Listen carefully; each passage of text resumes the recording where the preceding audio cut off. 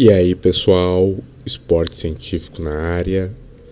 E hoje não é déjà vu, não é erro no vídeo, é novamente sobre as regras. Só que dessa vez as regras não do futebol de campo, e sim do futebol de salão, o futsal, que é muito comum, né, aqui no sul do país. Tem uma grande tradição no Brasil, no Uruguai, imagino, na Espanha. Ainda não é um esporte tão difundido e eu estou conhecendo. Não sou um grande conhecedor do futsal, nunca vi grandes partidas de futsal, mas estou conhecendo e estou aqui lançando no canal, que novamente eu já ressaltei que no futebol de campo não tem nenhum canal no YouTube com essas regras como eu fiz, e não tem também no futebol de salão. E vou iniciar aqui fazendo as regras 1, 2, 3 do futebol de salão para vocês, pessoal. E fazendo aquele mesmo método, né? Indo bem como o livro faz, não pegando só aspectos gerais, porque a ideia é falar tudo da regra e coisas que vocês não sabem também da regra. Porque imagino que, principalmente do salão, tem muita coisa que o pessoal não saiba, menos ainda que o de campo. Vamos então para a regra 1. A quadra, né? Não seria o campo de jogo como é no futebol, aqui é a quadra. A superfície deve ser plana e lisa, preferencialmente de madeira ou madeira artificial. Eles até, a FIFA que faz, aí até pontua que se for um material construído pela FIFA é muito melhor. A quadra deve ser retangular e marcada com linhas contínuas. Linhas tracejadas não são permitidas, ou seja, aquela quadra de escola, aquela quadra poliesportiva do município que tem para handball, para basquete, para vôlei. Essa quadra eu concordo, ela é muito boa, porque ela deve ser assim mesmo, para comportar vários esportes, mas para partidas oficiais de futsal ela não serve. Para partidas oficiais de futsal tem que ser essa quadra aí, como está, né, nessa imagem, uma quadra lisa, sem outras marcações. E aqui, por isso que vem o próximo tópico, somente as linhas de lei devem ser marcadas na quadra de jogo. Vou comentar depois um pouco melhor sobre essas linhas de lei. E o jogador não pode fazer marcas na quadra, assim como não pode fazer em campo, apesar que na quadra é um pouco mais difícil. E se fizer, o jogo vai ser interrompido. Se não puder aplicar vantagem, o jogador vai levar amarelo e o jogo vai reiniciar com um tiro livre direto para a equipe adversária. Em relação ao comprimento, vai de 25 a 42, aqui nessas linhas. E a largura, eu confundi na verdade, de 25 a 42 aqui o comprimento, e aqui de 16 a 25. E a jogos internacionais é 38, e 42.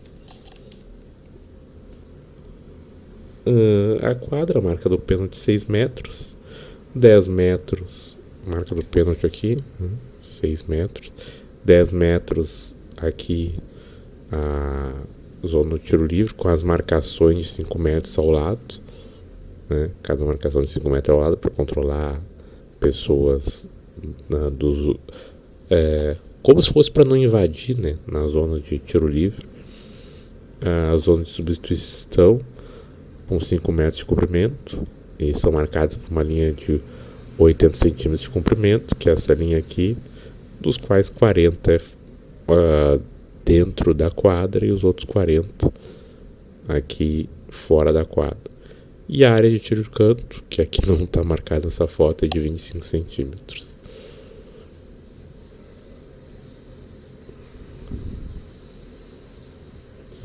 Deixa eu ver o slide duplicado ali.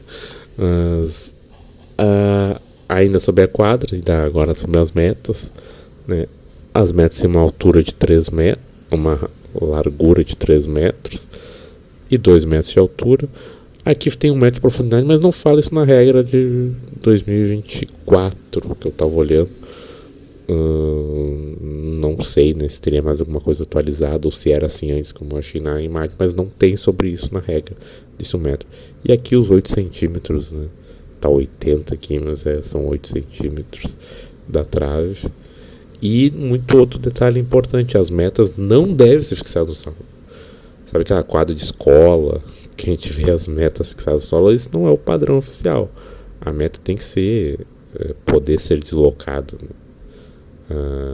Apesar de que, se ela for deslocada, enquanto se o jogador defensor derrubar ou tirar a meta, enquanto a bola estiver entrando, vai ser um gol normal, né? Mas e tem vários problemas dessa meta poder ser deslocada, mas ela tem que ser isso para a segurança, inclusive, dos jogadores.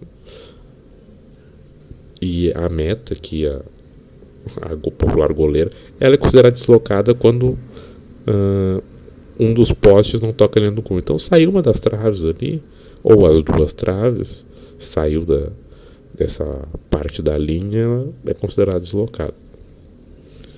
Então, se um jogador da equipe defensora mover a quadra e a bola não entrar, nem tocar na meta, o jogo é interrompido. Se for acidental, aí a bola ao chão. Agora, se for deliberado, é tiro livre indireto, o jogador leva amarelo. Isso, o caso do jogador da equipe defensora. A bola está ali no ataque, um jogador esbarrou, o goleiro esbarrou, como disse assim. Se for acidental, vai ser bola ao chão. Agora, não, juiz, o cara deu uma empurrada ali na meta para levar uma vantagem, vai ser tiro livre direto e leva amarelo. Isso quando a bola nem entrar e nem tocar na meta. Agora, a bola tocou na meta, mas não entra, bateu na trave, por exemplo. Foi acidental, o goleiro no momento pulou ali, bola ao chão também. Foi deliberado, o cara deu uma mãozinha para empurrar ali, a bola bateu na trave, pênalti, infrator é expulso. Caso a bola entre no gol, aí o gol vai ser validado, mas mesmo assim o infrator vai levar amarelo. E se for da equipe atacante, o gol não é validado. Então teve um gol e o cara ali durante o gol, mesmo um pouco antes, mexeu ali na trave deliberadamente, mexeu na meta no caso. Se fez isso deliberado, não vai valer. E se for acidental, ainda assim também não vai valer, e vai reiniciar com bola ao chão. E se for deliberado, reinicia com tiro livre indireto para a equipe adversária e também amarelo. Sobre aqui as publicidades, é permitida a publicidade, né, conforme o regulamento da competição, tanto na quadra, pode ver que aqui tem o da prefeitura, o slogan da prefeitura ainda, quanto nas áreas técnicas, desde que não distraia os jogadores. É muito difícil numa publicidade distrair os jogadores e não esteja aqui no 0,75 metros das linhas limítrofes. E a publicidade vertical deve ser 1 metro das linhas laterais, exceto nas áreas técnicas e zonas de substituição, onde é proibida a publicidade vertical. A publicidade vertical, eu imagino que seja aqui, estejam pontuando, gosta da prefeitura, que tá fazendo a publicidade aqui na quadra. Só para um adendo ainda, né, que eu falei aqui como fica a área penal, e aqui a área aquela dos 10 metros ou do tiro livre, que a gente vai chegar lá quando for lá pelas regras 12, por aí que deve ser. Eu nem lembro o número, pessoal, eu tô acompanhando do zero mesmo aqui, né? Aqui é uma das marcações, né? Novamente 6 metros aqui da área do pênalti, os 10 metros e os 5 de cada lado, o raio de 25 metros, né? Aqui no escanteio que eu tinha comentado, não tinha na foto anterior, os 5 metros para dividir aqui as zonas de substituição, né? Aqui também os 5 metros, né? na parte final da área de meta. Regra número 2, a bola, muito parecido com a do futebol, né? Esférica, aí muda um pouco a circunferência de 62 a 64, o do futebol é maior, e o peso também é bem parecido, de 400 a 440. Eu não entendi um pouco, mas estava no livro de regras. Então depois eu vou até fazer um adendo, caso. Você falou do adendo, mas que tem que ter. Tem que ter. Pra ter adendo, pessoal, tem que ter comentário, tem que ter instigações sobre os vídeos. Por isso que eu também não fiz nenhum adendo sobre as regras do futebol de campo. Mas pretendo fazer aqui no futsal, espero que tenha mais engajamento. A bola não deve quicar abaixo de 50 centímetros ou acima de 65 centímetros no primeiro rebote, quando a largada de uma altura de 2 metros. Imagino que seja na bola ao chão, mas eu achei muito específica essa regra. Eu confesso que eu não entendi como ela é verificada. E na bola não é permitido nenhuma publicidade. Aí na bola, exceto a do fabricante, né? Que, por exemplo, aqui a marca, a pênalti, e a do torneio, caso ali. Essa aqui também não precisa de fora pro fabricante. Torneio XYZ, aí fez, tem promoção na bola. Outras publicidades não são. Olha, eu confesso que tá isso na regra, mas nem cogitava uma coisa dessas, né? Porque o próprio fabricante não permitiria. Mas enfim, está na regra aqui do futsal e não está na regra do futebol de campo. E se tiver bola extra, o árbitro interrompe apenas se a bola interferir no jogo. Ou seja, se tiver uma bola extra ali, o árbitro não vai correr para querer interromper a partida. Os jogadores, 5 jogadores, sendo um deles o goleiro. O jogo não começa se a equipe tiver menos de 3. E as substituições são ilimitadas. Esse é outro ponto interessante, que eu imagino que a maioria saiba, mas é importante lembrar, né? No futsal, tu pode substituir, o cara que saiu pode voltar e não tem esse limite. Mas no banco, em jogos oficiais da FIFA, somente 9, em seleções 10. E de resto, as competições é por acordo. Então, se quiser ter 20, pode ter 20, se for acordo de ambos. Ah, não tem acordo, um tem 20, o outro só quer 15. Aí, não decidiu acordo, no máximo 10. A substituição pode ocorrer com a bola em jogo ou não, não precisa. Eu até coloquei a placa aqui porque eu não conseguia achar uma imagem de substituição. Placa no jogo de futebol, não consegui achar uma imagem de substituição num jogo de salão. Não consegui, então eu teria que parar algum jogo aqui, teria que achar durante um jogo, mas não consegui, porque justamente por isso que a substituição pode ocorrer com a bola em jogo ou não, exceto quando tem a parada técnica ali. Mas de fora isso, a substituição rola livremente. O jogador substituído sai de quadra pela zona de substituição e não precisa da permissão dos árbitros para deixar a quadra, ele só sai. E o que tem agora um regulamento é que o máximo de 5 substitutos pode aquecer ao mesmo tempo. E qualquer substituto pode trocar com o goleiro sem informar o árbitro. Quem tem que informar o árbitro, diferente do futebol de campo, é só se algum jogador que está em quadra e for trocar com o goleiro de posição. Ele tem que informar o árbitro. Mas se um substituto entrar e trocar com o goleiro, ele pode, sem informar o árbitro. E a única punição de sair é quando o substituto entra outro.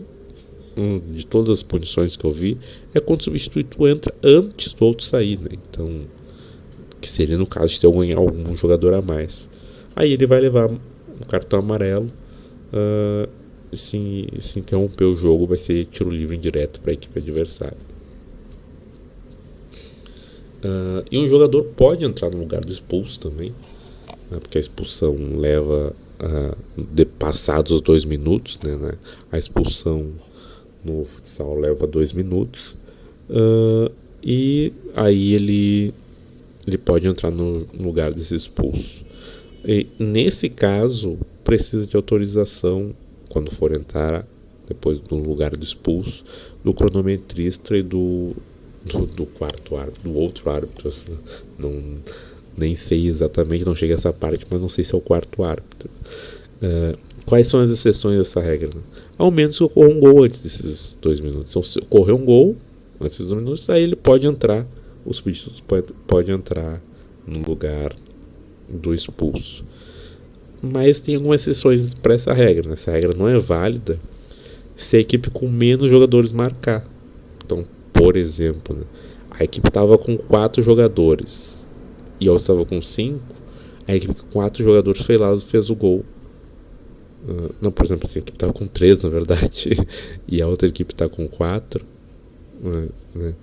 Mas a equipe com 3 fez o gol, ou vai ter que ficar esperando ainda os 2 minutos. E se houver 5 contra 3, a equipe então, uma equipe tá com 5, a outra teve 2 expulsos. A equipe com 3 aí pode colocar um jogador antes desses. No caso de acontecer o gol, ela pode colocar um jogador. E se ambas estiverem com 3 ou 4 jogadores, mesmo com um gol, tem que esperar o tempo. Então, tá 3 para cada lado. Teve um gol, aí não adianta querer colocar mais um, aí vai ter que esperar o tempo também. Bastante confuso um pouco essa regra, não sei se... Por isso que eu precisava do aval de vocês, né, para saber como tá a explicação, como tá tudo, mas eu imagino, para mim, apesar pensando assim, quem tá ouvindo pode ter ficado um pouco confuso, mas eu explicaria melhor se fosse o caso, darem um adendo, né? No caso aqui dos agentes externos, o agente externo, caso aconteça, eu botei um cachorro, mas é engraçado que aqui na regra do futsal não é previsto animais, né? É sempre com pessoas, apesar que coloquei essa foto no cachorro. No futebol de campo é previsto animais. E o agente externo, o jogo é interrompido se houver interferência, e se for agente da equipe adversária, enfim, da comissão técnica, substituído, enfim, aquele que não está em campo, mas faz parte da equipe, é tiro livre direto ou pênalti e uma falta acumulada. E se for agente externo mesmo, tipo um torcedor ou um cachorro, aí volta ao jogo com bola ao chão. E se a bola estiver entrando e a pessoa externa ali não impediu o gol vai ser válido, ao menos que a interferência seja da equipe atacante, ou seja, né, um jogador substituído ali entrou, a equipe chutou no gol, o jogador, sei lá, deu um soco no goleiro, pediu de deixar, aí não, né, porque é da equipe atacante, em prol da equipe atacante. Só se anula o gol em caso de perceber que a pessoa extra depois, resumindo, só se anula o gol quando for uma pessoa extra e for da equipe atacante e ela interferiu, nesse caso da equipe atacante. Basicamente é isso. Então, passei um pouco corrido essas regras 1, 2 e 3 do futsal, que são bastante coisa, né? Achei mais do que as do futebol, assim. Mas comentem, pessoal. Esse esforço que eu estou fazendo aqui, não vi nenhum canal do YouTube comentar regras assim, como eu estou comentando, dessa forma, dissecando o livro de regras, tanto do futebol agora do futsal. E espero que prestigiem esse conteúdo e vamos fechar o livro de regras. Esse é o objetivo, assim como a gente fez no futebol de campo. Então aí os vídeos, ver se eu faço uma playlist sobre isso. E até mais, pessoal, até mais, e vão ter mais vídeos aí, vão seguir fazendo mais vídeos, canal Esporte Científico. Muito obrigado, até mais.